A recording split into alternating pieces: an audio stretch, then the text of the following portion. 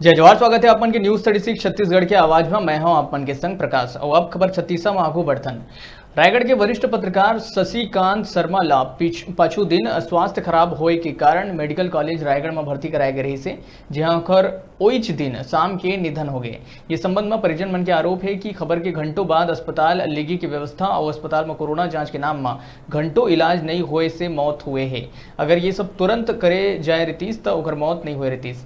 इलाज के अभाव में ही शशिकांत शर्मा की मौत हो है। ओला समय में अन्य बीमारी मन के इलाज नहीं मिलिस। कोरोना के संगे संग पुराना बीमारी के इलाज घलो जरूरी रही से। एक वरिष्ठ पत्रकार के संग ये सब अव्यवस्था होइले रायगढ़ के पत्रकार बिरादरी में भारी आक्रोश है। आप मतलब बता दें कि ये संबंध में रायगढ़ के पत्रकार जगत के प्रतिनिधि मंडल कलेक्टर ले मिल के दोषी के ऊपर कार्रवाई और कोरोना फाइटर्स के रूप में सहायता राशि के मांग करे है। पत्रकार मन के प्रतिनिधि मंडल मेडिकल कॉलेज के डीन ले मिल के कार्रवाई करे के मांग करे है। गौरतलब के बात ये है कि रायगढ़ में कोविड-19 अस्पताल में कई तरह के लापरवाही बार बार शिकायत मिलत रही से और ये अव्यवस्था के शिकार जिला के एक वरिष्ठ पत्रकार शशिकांत शर्मा ला होना पड़ी। ओकर निधन में प्रदेश के मुख्यमंत्री भूपेश बघेल भी शोक संवेदना व्यक्त करत हुए अपन श्रद्धांजलि दिए है। जैसन भी हो आखिर सच सामने आना चाहिए और लापरवाही बरतैया मन के ऊपर कार्रवाई होना ही चाहिए।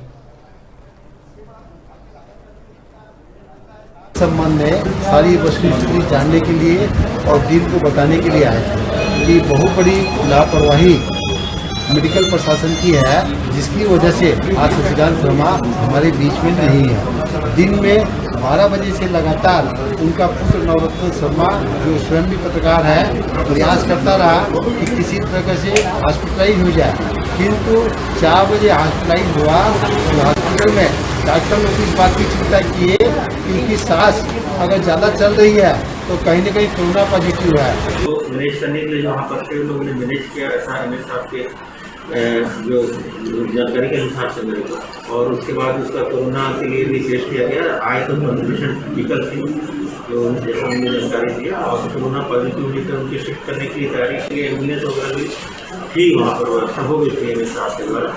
लेकिन सडन उनका जो कष्ट हुए सर, एम्बुलेंस पहुँचने में देर लगी, 4 घंटे का समय लगा। कौन से वाले तो कब की वाली स्थिति है उनके परिजनों की तरफ से लगातार? हाँ, उसकी जानकारी हमारे पास नहीं आई थी। किस तरह का एम्बुलेंस है, जो एम्बुलेंस भेजने के लिए किनको कहा था, ये हमारे पास जानकारी नहीं थी। यदि हमारे पास आता तो हम लोग इसको संज्ञान में लेते हैं। क्योंकि इसकी आप 4 घंटे में जो हुआ है, इसकी आप जांच कराएंगे कि कहाँ फोन हुआ, क्यों नहीं उठाया, क्यों नहीं गया, इसकी जांच कराएंगे? नहीं, यदि आप उनको ये दिए थे कि किसके पास से आपने खबर दिया था, तो हम उनको बकायदा उनको बोलेंगे कि भाई ऐसा क्यों आप